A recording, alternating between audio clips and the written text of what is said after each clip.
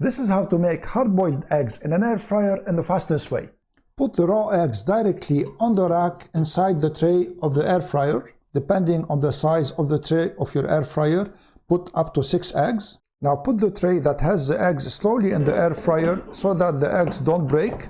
Turn on the air fryer, choose air rust, and then set the temperature to 250 degrees Fahrenheit. Set the timer to 15 minutes and then start the air fryer. While the eggs are cooking, prepare a bowl full of water. It is better to put cold water. Here I just put tap water. When the air fryer stops automatically, remove the tray. Careful, it will be very hot. And then grab the eggs with the spaghetti tongue so that you don't burn yourself, and put them in the bowl of water that I told you about. And leave them in the bowl of water for 5 minutes. So now 5 minutes have passed. Let's peel one egg and to show you the result.